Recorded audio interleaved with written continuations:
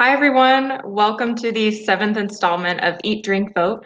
My name is Liz Rupel, and I'm the policy organizer at the Illinois Stewardship Alliance. I'll be your host today.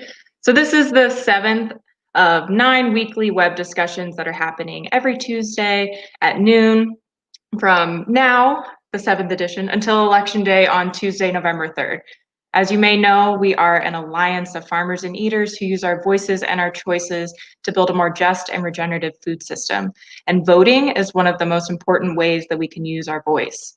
To help you cast an informed choice on November 3rd or earlier, we solicited input from our members at our annual meetings in February.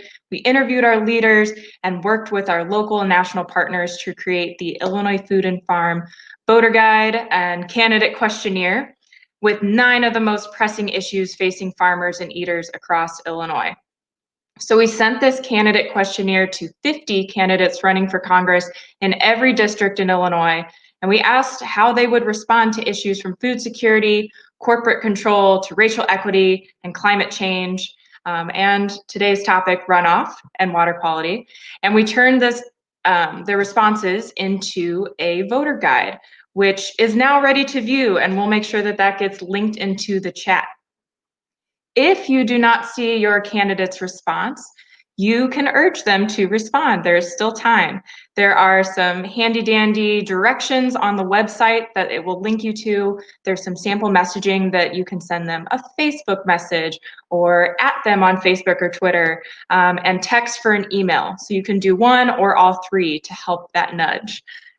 So we are going to cover some of those responses in just a little bit.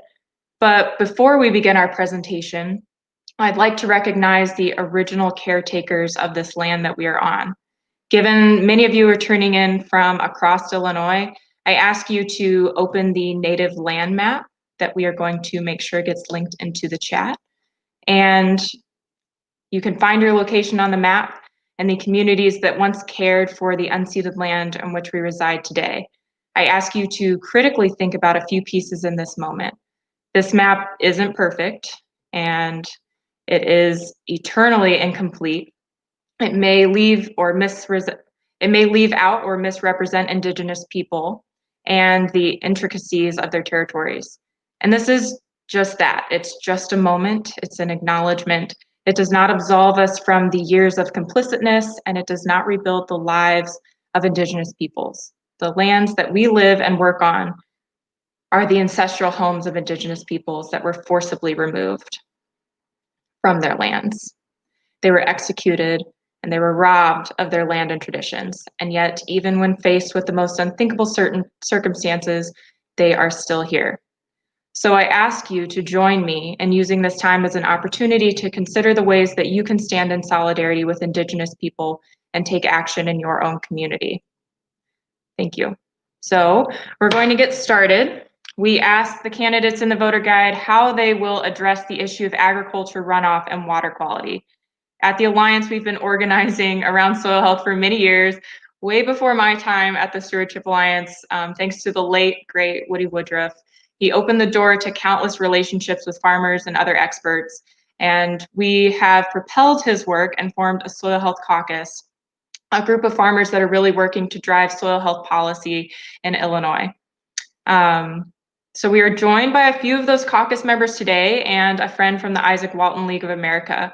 And we are going to look to these experts to help better understand what runoff is, how it affects us, the communities we live in, the water we drink, and why soil health matters in this situation and what can be done at the federal level. So I would like to introduce Danielle Olson, Kinwood Farm in Prophetstown, Miriam Hoffman, a young farmer, student, and FFA national leader, Dick Lyons, a longtime farmer in Harvel, Illinois, and Dwayne Havorka, the agriculture programs director of the Isaac Walton League. Welcome, welcome everyone. Thanks for sharing your lunch hour with us. But I would love to learn a little bit more about you, your farm, your organization, and what got you interested in this issue. Danielle, if you'd like to kick us off. Sure. We are a third generation family farm in northwestern Illinois. We have beef cattle, we have sheep, we have meat chickens, we have egg-laying hens, and we have just this year a market garden. And we're focusing on just regenerating our soil. So we do no-till, no-dig methods, and also just regenerating our community as well. Both my husband and I, who help run this, but we also have a lot of family members involved as well. We are just both really interested in natural living, and so we want a food source like the one that we're creating for people. But we also recognize that the earth is in a critical point, and especially when we, consider the availability of food for our children and our great-grandchildren. We know there's only so many harvests left, so we want to be a part of resolving that for at least the people of northwestern Illinois. Thank you. Powerful work. Miriam, would you like to go next? Absolutely. So as Liz said, my name is Miriam Hoffman, and I'm currently a student studying agribusiness economics at Southern Illinois University in Carbondale, Illinois. But I originally come from my family's farm in north central Illinois. We raise crops, livestock, dairy cattle genetics was the biggest piece of the operation that I was a part of growing up. My brother has some sheep. We do rotational grazing. Most of the crops we raise are organic crops. But the cattle actually aren't organic, but the crops are. So we have an interesting mix of different operations that we have going on. But it's always been really important to my whole family to focus on building a sustainable ecosystem on our farm, and not just environmentally, but also economically. And so as we move forward in this panel and when we talk about these issues, there's a lot of different facets to what we're talking about. But I've been able to have the privilege of having a really unique perspective on agriculture because of my upbringing. And I'm just really excited to be a part of this panel here today. We were definitely excited to have you on, Miriam. Thank you so much. Dick, I'm going to throw it over to you. Well, I'm Dick Lyons, and I'm in Harvel, Illinois, which is not a very big town, but I'm in south central Illinois, just north of the terminal moraine. In other words, I got flat and black. I don't have light colored soils like we do down south. But I'm a commodity farmer. I raise corn and soybeans. I'm a no-till farmer. I have been since 1988, continuous no-till since that time. I've been in cover crops now since 2012, and I've been in completely covered on the farm for the last 6 years. So I think I can bring some things to you. Why soil health for me? I think it was important for me. I began to realize that what I farm, which belonged to my great-grandfathers, is important for me to sustain for my children and my grandchildren. And I think that's what drives me. I'm also involved statewide. I'm a part of the nutrient loss reduction strategy working policy group. I'm in soil and water conservation, a director at Montgomery County, and I'm also involved with the water survey at the University of Illinois. So I've got some background. A lot of my drive is I have 48 years of farming and 37 years of college and university teaching to go with it. So I'm used to working with people, and I hope that our presentation today will be enlightening to many. Thank you, Dick, as do I. Dwayne? Well, hi, I'm the one who's not a farmer. I grew up in Nebraska and spent most of my life there. My father worked for the Soil Conservation Service for most of his career. I moved to Gaithersburg, Maryland, which is the headquarters of the Isaac Walton League of America, organization created in 1922. What we try to do is be defenders of the soil, air, woods, waters, and wildlife. And what I do is direct our agriculture program, which is focused on the kinds of things that we're going to talk about today. So excited to be here. We have about 12 chapters and 1,000 members or so in Illinois. Great. I'm excited that you all are here too. So today we're going to talk about the issue of agriculture runoff. We're going to learn exactly what that is from this panel of experts and why runoff causes some big issues for water quality, environmental, and human health. So as I mentioned before, we outlined this question in our Food and Farm Voter Guide, which asked congressional candidates how they would address that issue. So if you're following along at home, you can pull up the guide to see if and how your candidate responded. But before we talk with our experts, it would be nice to sort of get familiar with what runoff looks like. In a moment, we are going to see a video from a fellow Soil Health Caucus member and co-chair, Steve Buxton, his farm 2 Mile Creek Organics, and it is going to show a side-by-side comparison of his field at 2 Mile Creek and his neighbor's field. So this is just off down the road. He drives up and he's going to get to like the border of where his field and his neighbor's field meets. As you can see, there's not a lot of puddling on his, but then we approach this river coming off of the field. But mind you, this is a driveway. This is an asphalt driveway. But what's so significant is that the water that has run off of the field is coming down the driveway. It is undercutting the asphalt and it created all of those divots.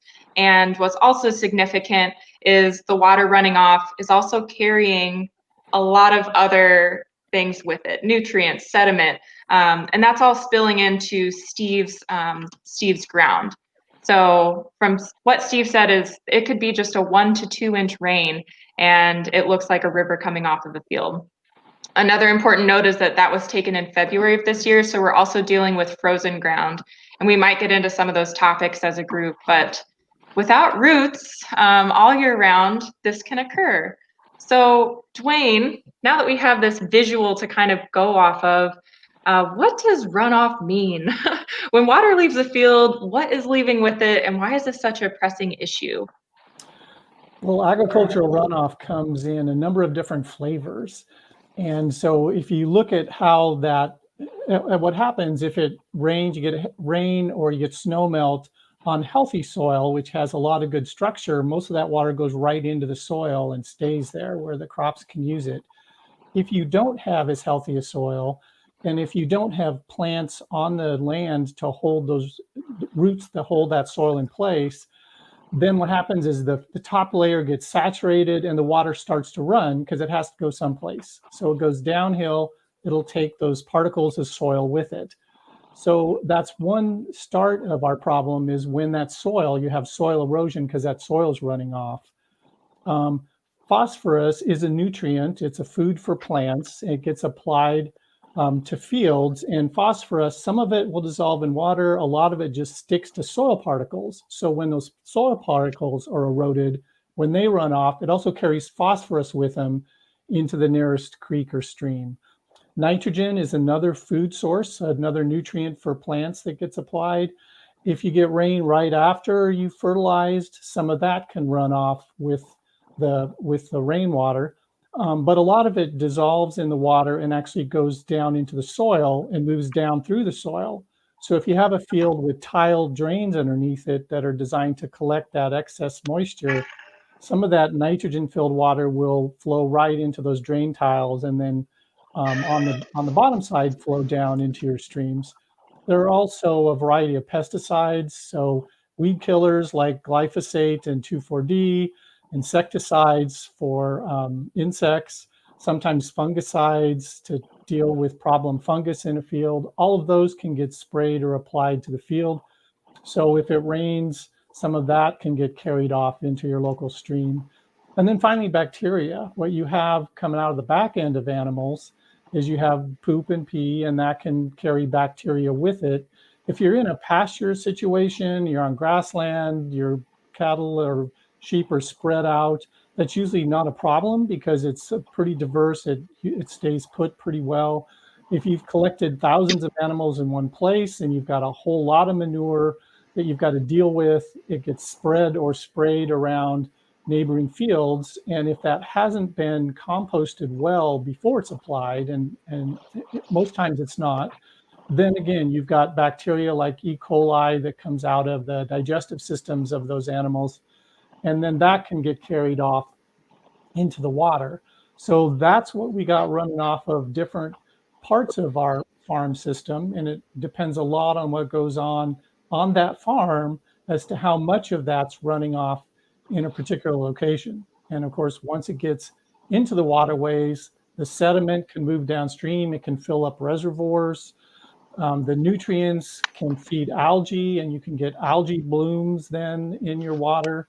and that can then decompose, and then they can take a lot of the oxygen out of the water. The pesticides can harm the critters that are in those rivers. And so and the bacteria, if you're swimming in a creek that has a whole lot of E. coli or other bacteria in it, then that can make people sick. So that's kind of the short answer of what can come off of farms if we're not managing them properly, and what can do to people. Absolutely. And so as a little bit of a follow-up, I'd love to know, Danielle or Miriam, if you have anything to add, since Miriam, your family does raise cattle, Danielle, you're doing regenerative grazing. If there's anything you'd like to add there about Dwayne's comments of being more responsible. And Dick, if there was something you wanted to add about tile drainage, the floor is yours. Which one? Which one of us? Danielle or Miriam, if there's anything that you'd like to add first, and if not, we can go over to Dick. I'll just jump in real quick. Yeah, absolutely. What Dwayne was talking about when it comes to manure application is really important. There's a few different factors in terms of like timing. If there's a living root in the ground, that always helps for that nutrient uptake. So we're not losing those nutrients. And ultimately, like large or small producers can either be beneficial or negative. It's just about, when it comes to that management, being really responsible with it. So our family's farm, we don't do everything perfectly. We're on a journey. I think all of us can agree that conservation really is a journey, and there's never really ultimately a destination. It's just always working to see how can we take the next best step that we can. So for us, one of the things we started when we keep the cattle in the winter, we keep them on a dry bedding pack so we don't have to necessarily spread manure in the winter if we can avoid it. And then we're also looking at, when we are doing that rotational grazing, making sure that the management is right, that we're rotating the pastures at opportune times, and depending on when we have rainfall activity, making sure we're not spreading manure right before that, and even keeping cattle off the pasture for a small period of time if there is a lot of rain out there. So ultimately, it does come down to that management. And again, large or small producers can make those mistakes, but it's all about making sure you get that timing right. Yeah, and I will say that so the only time that we spread manure is when the animals are actually spreading it for us. So it's kind of a different way to think about it for me. But we rotationally graze throughout the year. So even in the winter, we are still moving the animals. When we're feeding hay, we're moving them to different paddocks that have fresh hay bales. So we're able to keep that manure moving, and we're able to keep the grass, as tall as it can be, so that the roots can also be as long as they can be in the soil to hold as much water and nutrients in that spot. So same thing with our market gardening practices. The goal there is as many plants and as many roots as possible to soak it in. And if ever need be, then we would actually cover the soil. So let's say I'm putting transplants into my garden, and in the spaces between the transplants, I'll actually space them so that when they're full size, the ground will be entirely covered with the leaves and everything. But even before they're full size, we'll actually put hay in between the transplants so that the soil is always covered, which seems to be the really simple equation to help prevent everything that Dwayne was explaining. And of course, not applying those pesticides and tilling and excessive manure. Thank you. It was good to hear. Dick, anything to add? What was that, Dick? Can you hear me? You're quiet, but now we can hear you. We're not doing a lot of tillage, because tillage is the one thing that provides the greatest opportunity for erosion to occur. We break up those soil beds with a raindrop, and mulching, of course, stops that. We don't do that much in commodity agriculture because we're just starting to get into the cover crops. If you look at the numbers on Illinois, we have about 22 million acres of crops in Illinois. Only about 750,000 acres to 800,000 acres of cover crops.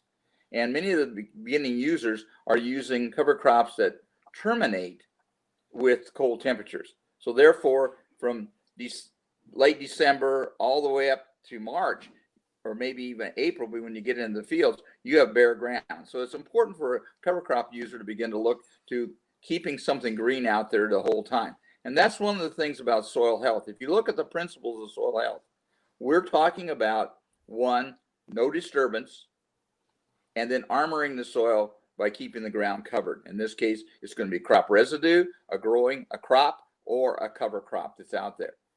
I think a couple of things on the tile drains.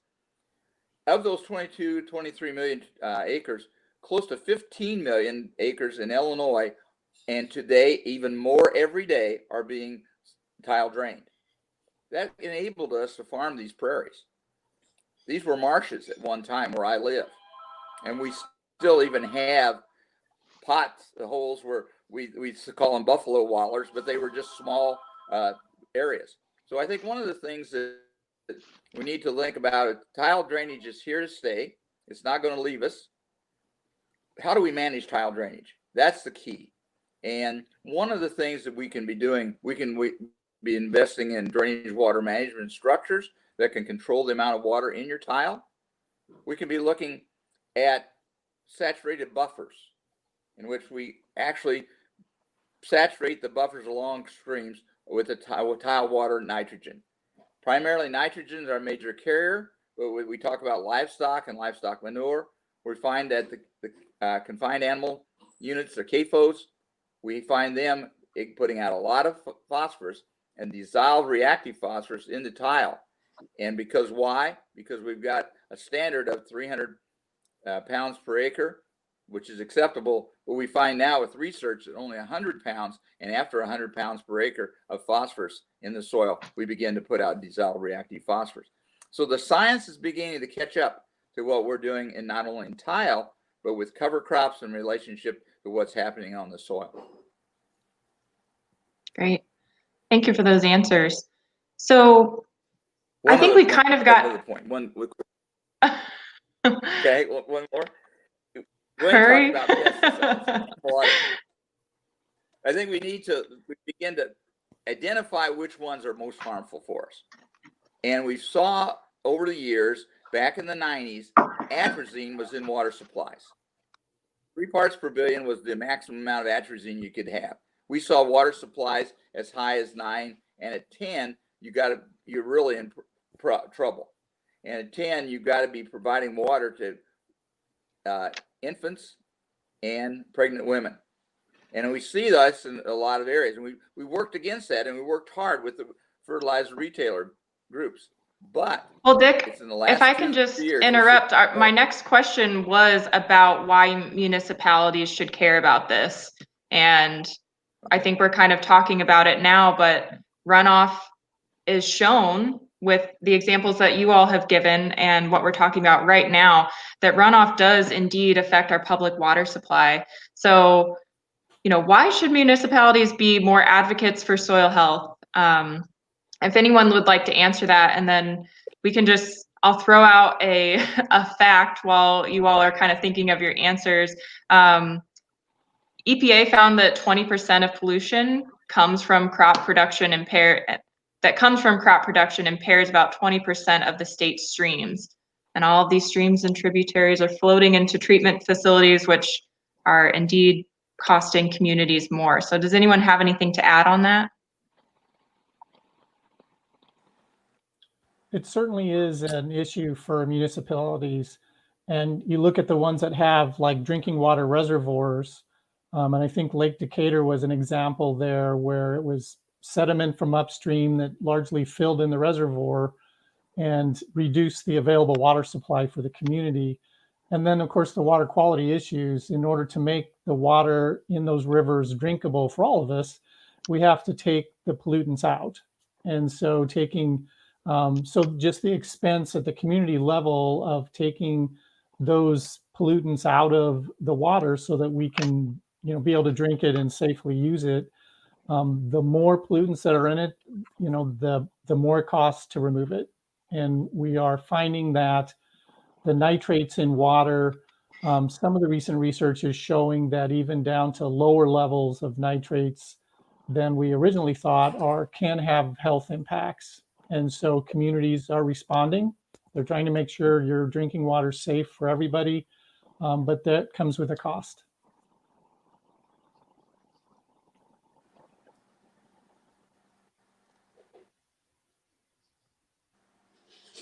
Absolutely. And there are a lot of people doing, a lot of organizations that are looking into this. I think Piero just linked in Prairie River Network. They've done a lot of work in the Champaign area to look at the pollution in the community water treatment facilities, and just how communities are being affected by this. And another group, the Environmental Working Group, they have found that more than 200 community water systems tested in Illinois had nitrates at 3 milligrams per liter or above. So like Dick was alluding to, that indicates contamination, which poses health risks, especially to what you were just mentioning with new mothers using that are filling their babies' bottles up with water and need what you just said. Dick, do you want to expand on that just a little more? Well, one of the things I think we need to understand, and we're talking about voter's guide here, you need, the viewers here today need to think about 319 grants from the EPA. Those are the grants that are going into a lot of the community water supplies. I chair the watershed committee for Lake Springfield, the Springfield Lake that you drink out of, Liz. You know, I mean, that's your water supply. And we deal over the 90s, I said, with atrazine. Now we're dealing with nitrates, and all the time we're dealing with sediment. I'm at the headwaters of the Shoal Basin for the Kaskaskia River. But in between there, just south of me, is Lake Lou Yeager at Litchfield. And in 1976, after it was built in 1968, it was determined it was the fastest silting end lake in the state of Illinois. That's what made me become a no-till farmer. I realized that that was my farm that was going down the creek. And if you think about what you have as far as water supplies locally, maybe that surface water supply will become the drinking water supply for the entire county. And if it is, it's got to be clean. It's got to be free of atrazine. It's got to be free of phosphorus, because that's going to create the algae bloom, the cyanoalgae that you can't drink the water out of Lake Erie in and around Toledo. So those are kinds of things that we have to be thinking about. The nitrates that were in Lake Springfield. So if we're looking at what we can do, it begins at home on your farm by going to no-till, cover crops, improving your soil health, and watching what pesticides that you're using on the land.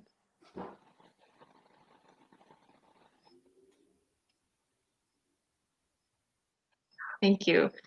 So I think the mention of algal blooms is a really nice segue into talking about the work that you all are doing on your farms, Danielle, Miriam, Dick, and how that, you know, the effects of Illinois agriculture, of maybe your neighbors or other farms in Illinois, it's not just felt by Illinois communities. Illinois waterways, I mean, just taking a look at the map of the Mississippi River, they flow straight into the Gulf. And many of you may already be aware, but the Gulf of Mexico has a dead zone about the size of Rhode Island. And we'll kind of talk about what the dead zone is and a little fact popping up. But the major problem is that this is affecting our neighbors in the South. And I know, Dick, you were semi-recently on a radio interview talking about Midwest pollution and how that impacts the Gulf, with A.C. Cooper, a shrimper and the president of the Louisiana Shrimp Association. I know you all met up, but what was maybe your biggest takeaway from that meeting with A.C.?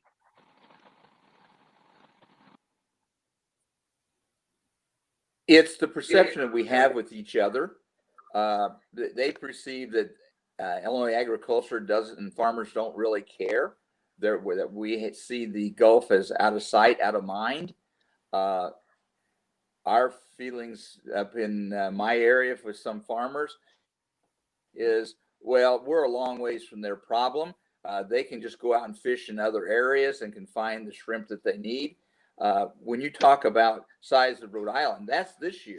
2 years ago, when I first met AC, it was the size of New Jersey. That's the difference. It expands and contracts depending on the amount of nutrition that's coming down and also the hurricanes that are going through, stirring up the waters. So if you look at AC, and he's concerned, and we decided really it's a moral, something moral. Is do we do what to others that they would do unto you? And we don't think we should be doing that. And I personally don't think so either. I mean, we're all in this together. And if we don't solve the problems at home, we create problems downstream. And that's what we got to avoid affecting others downstream. Miriam or Danielle, do you have anything that you would want to add to that? You know, some farmers maybe don't care, or Yeah, I think in the farming, just to add to what Dick said, I think in the farming industry, you still have a lot of, just a huge shift that needs to kind of be changed with just where people are mentally at. So a lot of conventional thinking is still really second guessing and really doubting some of this new information. So I would say a lot of farmers even say, I don't believe that the pesticides are causing this dead zone, even though the science is right there in their face. And I want to add, I totally agree with Dick that it's immoral in my opinion. And on top of that, Dr. Zach Bush, who is a triple qualified MD, you can go on his website and look this up, but he's also interlaced maps of, the Mississippi pollution with different health issues. So one he has done is Lyme disease, and he shows that those maps completely line up. So not only are we causing an issue to these people's livelihoods, we're also, basically letting float downstream all of our negative health effects right into these people's communities. So it's absolutely immoral in my opinion. And I think that farms need more education and more resources to make that switch, because even if they do hold on to the idea of, okay, this is immoral and I want to change, a lot of farmers have no idea. I can tell you there's a farm right next to mine who they grow a lot of melons that are sold in Illinois. And I've asked if they've considered doing some organic melons.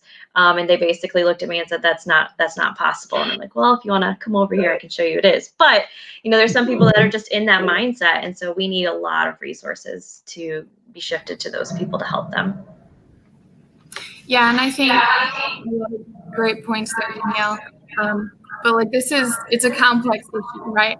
And we're looking at kind of the intersection of the morality, but then also of our farms or businesses. And so how do we make the business work in the best way that's not having negative effects on those people downstream? And so we talk about shifting mindsets, I think, and this is probably getting into what we'll talk about later in terms of policy, but how do we shift policy incentives so that the risk of change isn't so high? When we do have producers that are interested in shifting, a lot of times we like to quantify the risk of, okay, but what happens if I change? But we don't usually quantify the risk of what happens if I don't change.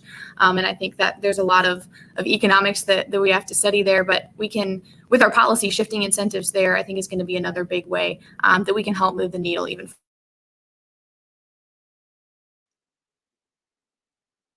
Thank you for that. And you know what? I think that you all have really helped us imagine your farms and the shielded soils that they have. So I think that's a nice segue into Miriam's mention of policy. So several candidates like Marie Newman in the 3rd District, Mark Coran Jr., who's running for a Senate seat, and Betsy Dirksen-Londrigan running for the 13th District, said in the voter guide that they would advocate for additional funding, and they all said it in their own ways, to support working lands programs like the Conservation Stewardship Program and the Environmental Quality Incentives Programs. Those are some of the top 2-ish. We'll learn more about that from Dwayne. Working lands programs and cost share programs that farmers use.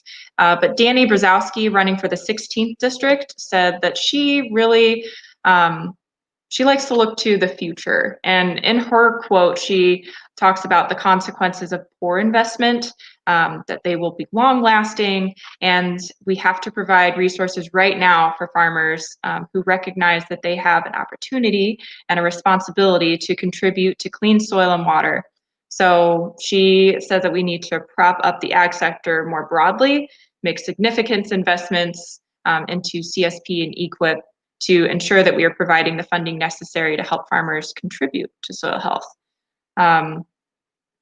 So it's never too early to start advocating for these Farm Bill programs. We really need to improve where we're at. And so, Dwayne, I think maybe we can start off with, what have we, I guess, brief history of what we've seen in the Farm Bill, referring to cuts that have been made. All of these folks are saying that we need to incentivize and invest more in these programs, but what have we seen up to this point with funding towards CSP and EQIP especially? So one of the first big pieces of Farm Bill funding for conservation was the 1985 Farm Bill. And for several decades after that, we saw the programs available to farmers, the conservation programs, expand and grow. And we started trying to meet the need of farmers to have assistance to put in place good conservation on the land.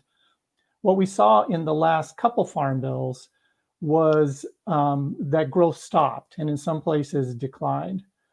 And so it's been difficult to try to meet the needs of farmers around the country for the kinds of program support that will help the farmers do the kinds of things that our panelists are talking about today. Paying for fences and water systems to put in place rotational grazing systems, the upfront cost of seed to put in cover crops, making the transition cost to go to no-till, putting in place nutrient management plans. All of those things cost money, and they cost money up front. They don't always return 100% the first year. And when you're talking about building soil health, that takes several years at least in order for those investments to really pay off. But they also pay off not only for the farmers, they pay off for the public. So we see much better outcomes in terms of water quality, wildlife habitat, protecting our farmland, reduced erosion. So we get a lot of public benefits out of those investments. So where we're at right now is that those Farm Bill conservation programs, which are the biggest pot of money for private lands, farm and ranch conservation in the country, provide about $6 billion around the country for those efforts. In Illinois, they provide about over $240 million in Illinois. Most of that money in Illinois goes for the Conservation Reserve Program, which helps landowners plant grass buffer strips along streams. And so that's one conservation strategy, and take highly erodible cropland out of production and put it in grass or trees in order to reduce the runoff and the impacts. A significant part of the rest of that money, about $60 million a year, goes for two of the programs you mentioned, the Conservation Stewardship Program, the Environmental Quality Incentives Program. And that's designed to help farmers put in place those conservation systems that I mentioned and that our farmers are talking about today. So the challenge there is that last year, that money in Illinois met the needs for about 166,000 acres around the state. So we helped put conservation systems on about 166,000 acres. That's out of the 22 million acres of cropland in the state. So last year, we reached basically less than 1% of the state's cropland with those two programs. So that's the challenge, is that by the time we get around to all the farmers in the state and all the farmland that needs conservation on it, it's going to take, decades or maybe a century. And so that's, I think, the need is to find ways, not just in the federal farm bill, but also at the state level, to dedicate more resources to help farmers make these investments, to provide better education for farmers about soil health and about the financial benefits of these practices, so they're in a better position to be able to make the investments themselves, to help put in place these practices, to convince bankers that they need to be on board and help farmers do this, and be supporters rather than naysayers when farmers come to them with these conservation systems. So I think there's a whole lot of work that we can and should do. It's not just the federal government that needs to change, it's our state policy as well, But certainly there's a whole lot more we can do in terms of education and providing financial resources for farmers to do more of these conservation practices, more soil health building on their land.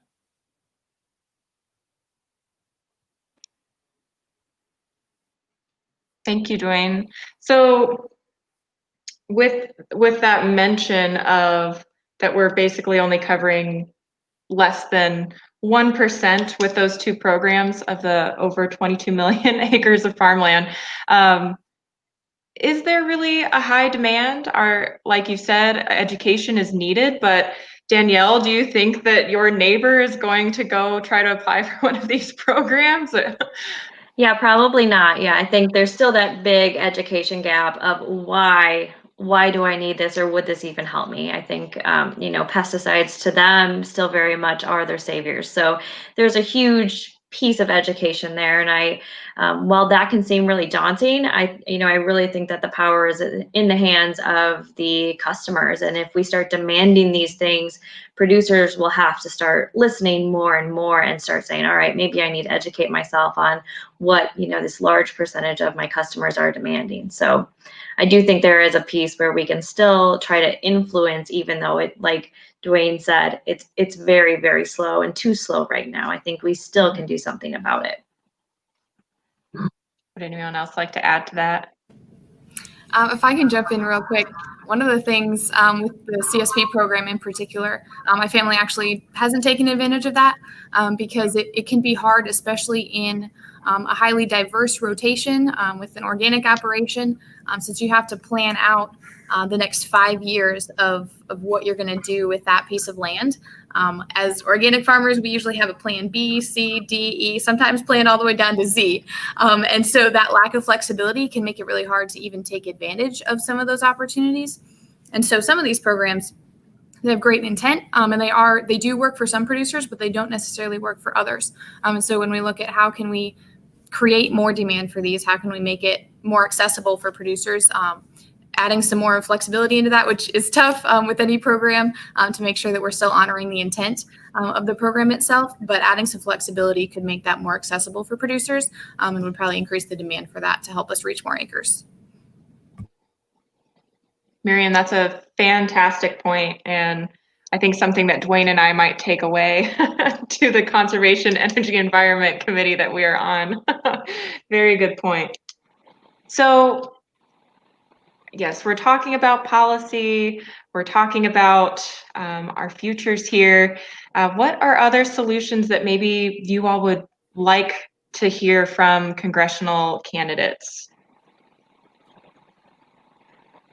More flexibility, as Miriam pointed to, more education. Is there anything that we left on the table here?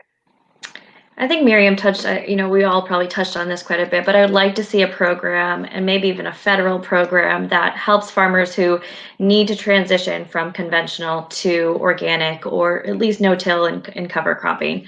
I just think that, I would love to say that every farmer is educated and ready to make that switch themselves, but I think that there needs to be some sort of program that they can fall back on, even if they are in that position.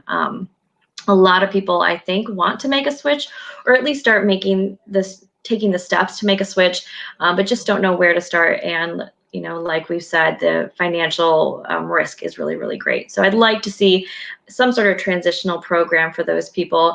And I'd also like to see more small scale funding for just the really small farmers who are just getting started. A lot of times they just don't have the documentation and the 5-year history and all this stuff that a lot of grants would like to see. So more startup and more transitional policies is something I would like to see.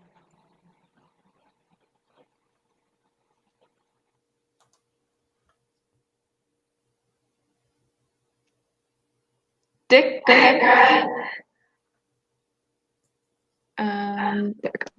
To Danielle, to Danielle's remarks there, we have a program in CSP to initiate people into no-till cover crops. They have to find a third option. The best third option, of course, is nutrient management.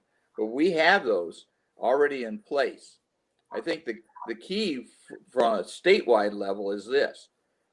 we cut our soil and water conservation district funding down so much that we lost a lot of the people that were on the ground who had experience, who the local farmers knew. And as a result, we didn't have those people going out and bringing forth these ideas. I think we learned from each other as farmers. And in my particular area, 5 years ago, I was the only person in my township with cover crops. This year, we have 3 semi-loads of cover crop seed came to my township. And I'm a half a township is all I am. But we had those. I've been wanting to do strip till with P&K. I found someone who has some equipment. I called around. In 5 minutes, I had 500 acres for that gentleman to do, in addition to my own. And I think what it takes is everyone has to reach out. And if you've got a good idea, bring it forth. But fund soil and water conservation districts. Get those resource conservationists back on the ground. And with the budgets as they are going to be in the next couple of years because of the COVID, I think we're going to have to really, really fight for our part of the pie. And that is going to be getting legislators not only on the state level, but also on the federal level that say, we want money for our farmers. And we want money that goes to conservation. And we may, in the next farm bill, think about tying crop insurance to conservation practices. If that message goes out, you'll see more and more farmers begin to reach out in order to preserve that crop insurance at the level we have now and to have conservation tied to it. Yeah, I think, was that done last year when there was that huge flood in the spring? And as far as I understand, in the counties that my family has farms in, the insurance money was tied to cover cropping. So you had to plant a cover crop to see the insurance money if you were not able to plant due to flooding. So that was the most cover cropping I've ever seen. And I do think some farmers have decided to continue after they saw the benefits of that. But I think that's a great idea. This year, yes. So last year and this year, we worked with American Farmland Trust and so many other organizations to help propel the fall coverage for string savings program. So I think last year you saw a little bit of prevent plant from the Department of Agriculture. And then we saw this that was directly the fall covers, which was directly tied to crop insurance. You had to have crop insurance and they gave you a $5 reward per acre. So I believe the statistics from AFT was over 70% of the farmers that applied and received funding were all new cover croppers. And it's going to continue this year. And those farmers, even though you used the program before, you can use it again. There's no cutoff for those. So hopefully they will continue using cover crops. I think Pierre Dick was making a point. With the budget, that $5 for crop insurance is a maybe, because the budget has not been, it's maybe being in the budget, but we may not have the monies for these things. And so it takes initiative on everyone. $5 is going to be about anywhere from, maybe 20% to as little as 10% of your total bill. But we have to have the monies there. And I think we've got to be realistic about what our financial position is here in the state of Illinois. And we can't, everybody would go with their hands out. We're not going to get a lot. Chris and I have talked about Miriam this. Yeah. Miriam or Dwayne, did you have any other thoughts about what you would like to see from congressional candidates before we move on? I was just going to agree with Dick in terms of tying crop insurance, some of those things that there's already a lot of funding for. But if we can tie that to and almost make conservation like the default instead of making conservation like that extra thing that if farmers want help with implementing those practices, they have to go out and take the initiative and apply for those things. And like I said, with things like CSP, sometimes it doesn't even work. But if we shift those incentives so that kind of the default expectation is a certain level of conservation practices, then I think that's going to help drive adoption. And also, it's not going to be us asking for extra funding because yes, as we all know, government funding is not necessarily something that we want to keep pushing up in terms of our deficits. And so if we can take funding streams that we already have and just shift those to those desired outcomes that we want, that's going to be a big step in the right direction.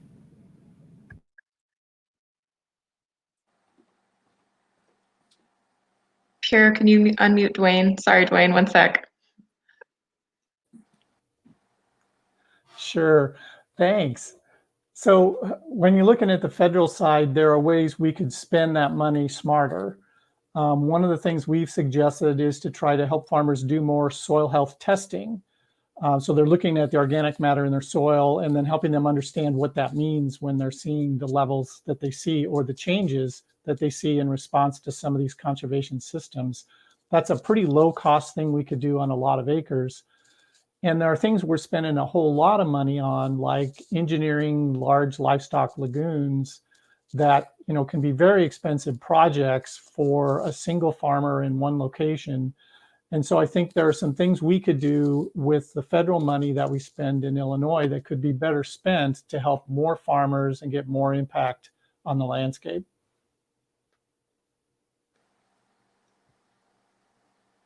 All great points. I don't know what happened. We may have lost Danielle. Did you have something to add, Dick? No, I think Dwayne's point's very good, because if any of you were on the Iowa CTIC tour last year, and the first place we went was a farmer who has been doing everything, and it was our first stop, and I was really impressed. And then he acknowledged his relationship with the governor. That bothered me then, because it wasn't that he was doing this and he wanted to do it, but it was dollars that went to one individual and not to many to accomplish many things, and instead of for one individual. And it was a little disconcerting. So Dwayne, I'm totally with you as far as shifting the dollars, but make sure it's covered totally across the state or across the nation.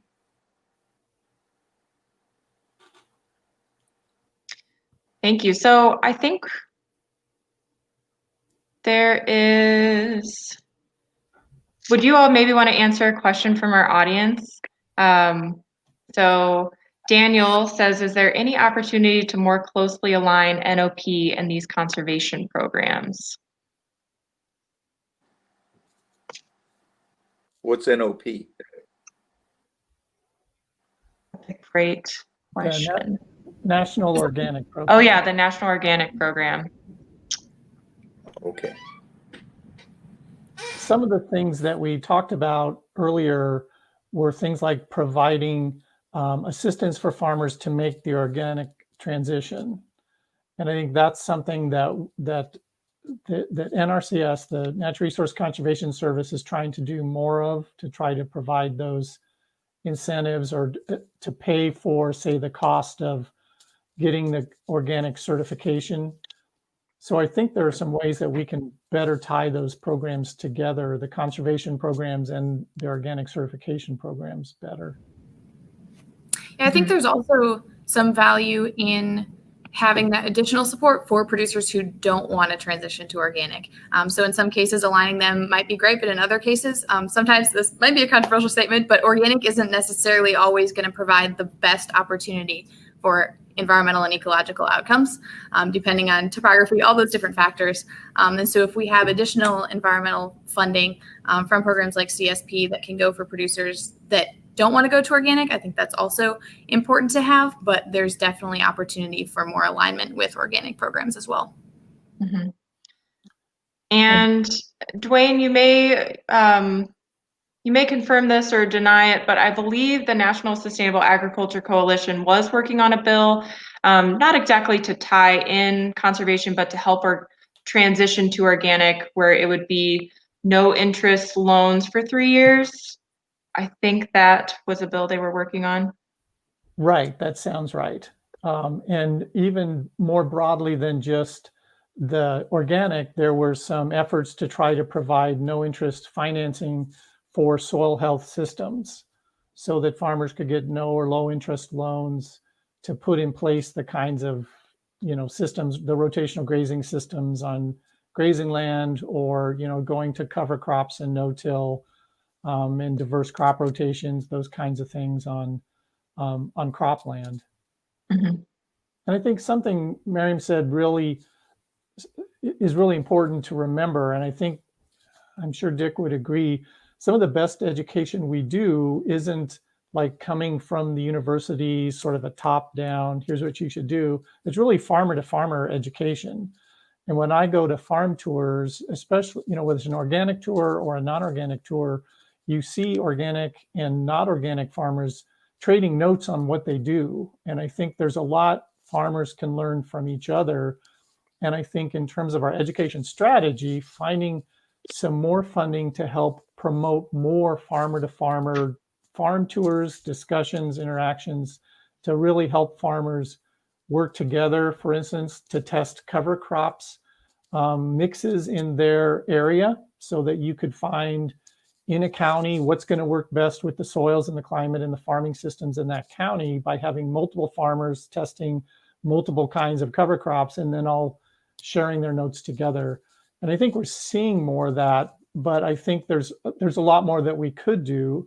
And I think there's a role there for some of the government agencies and universities to help facilitate that interaction among farmers. That's a great point.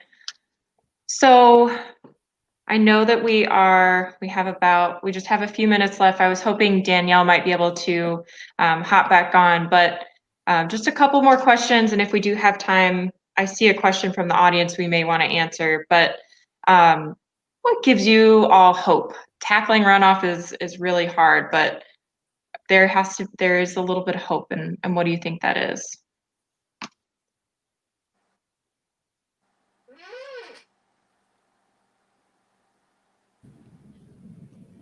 We don't have. I will echo.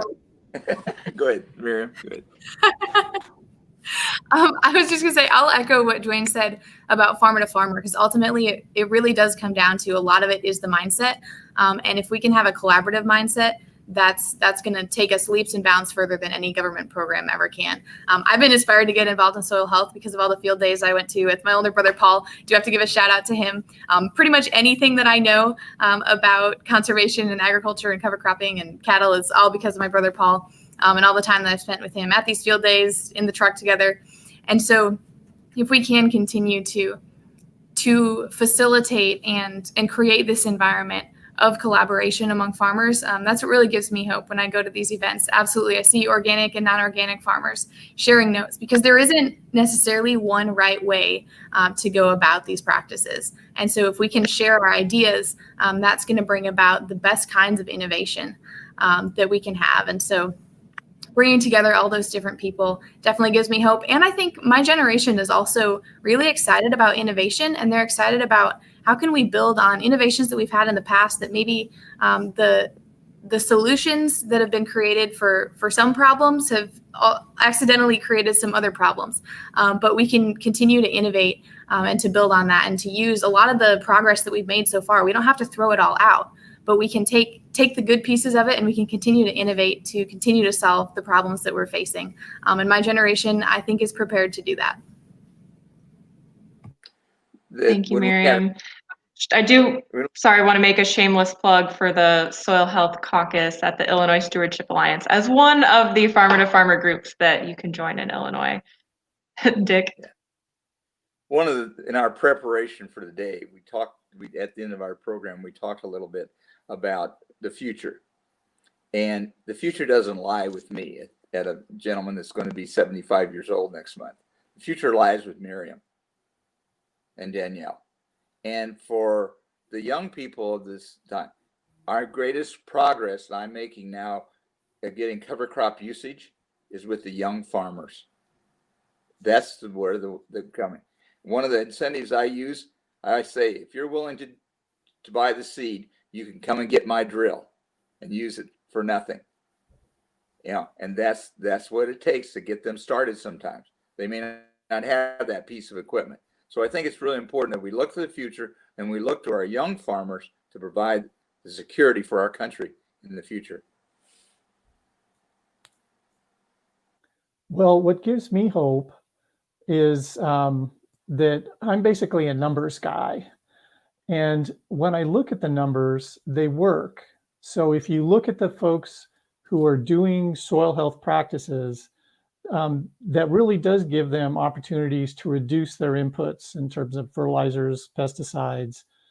And so as difficult as the financial system is right now, the situation is for farmers, as uncertain it is with the trade, with COVID, with everything else. I know this is a really difficult time to be in farming and to stay in farming and to even think about investing for the future when you're trying to make it through this year. But long term, those investments in soil health, I think we're showing are going to pay off financially for farmers. And so that's what gives me hope, is that the payoff for farmers that we can get financially is at least equaled by the payoff in natural resource benefits we get from those same practices. So that's what really gives me hope for the future, is I think we've got really a coming together of systems that work sustainably financially for farmers, that also work sustainably for our natural resources.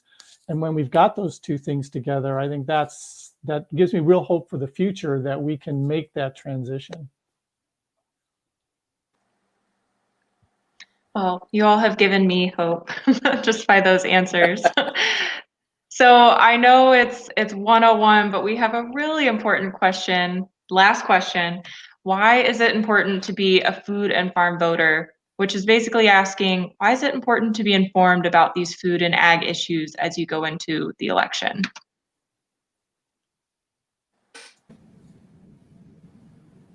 I think for me, it comes down to the fact that how I see it, the food and ag system is one of the biggest ways to create societal change. Everybody eats food. And so if we can look for solutions in the food system to continue to improve and innovate and make it better, then we're making society as a whole a better place to be. So that's short and sweet. That's what I've got. When we speak in terms of poverty, the biggest indicator of poverty is the foods that they eat.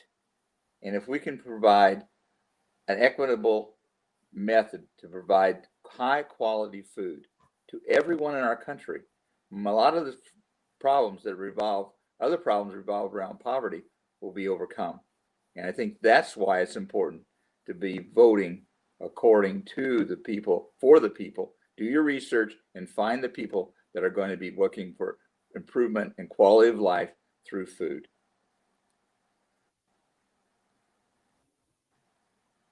Well, I would say, eating is one of the back? Hey, Danielle. Yeah, sorry, my computer decided to crash, so I'm finally back. So we were talking about why it's important to be a food and farm voter. And one of the most important things you do every day is eat. And I think it's important, one of the most important things you'll do this year is vote. And so I think it's important for you all to be a hungry voter, be hungry for candidates who think about these kinds of food issues, be hungry for candidates who provide solutions, be hungry for candidates who are willing to be leaders on these kinds of issues. It's great to have somebody who's going to vote with you, but we really need in Congress are people who are going to lead on soil health issues, who are going to lead on farm viability issues, farm conservation issues, on farm income issues, on health of rural community issues. We need leaders. So be hungry for those kinds of leaders when you're looking at congressional candidates or state legislative candidates or other candidates.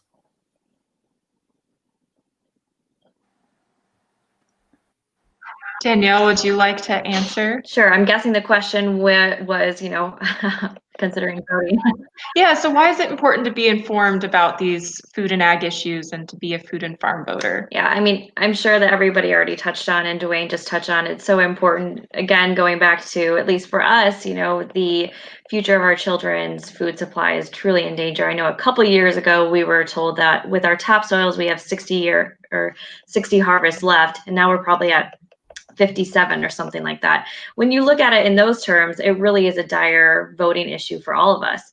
And so in addition to finding somebody who, in your legislative districts that is going to be a champion and actually introduce bills and start educating the other legislators to vote, because it's wonderful to introduce a bill, but if you're not somebody who can actually get other legislators on board, it may not move forward. So we need to be voting for those type of people, but also to vote with your food dollars right where you are. So being just as active in supporting your local farmers, going to your local farmers markets, volunteering at CSAs, and also bringing your community together to do those things as well is a way that we can affect change right where we are, no matter who gets elected, anytime. So that's what I really encourage people to do. And maybe it was mentioned, but there was a documentary that just came out, I think a week or two ago, called Kiss the Ground on Netflix.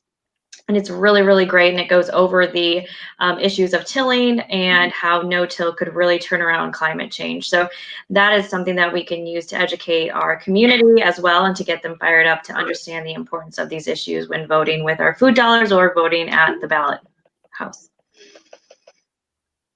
Awesome answers.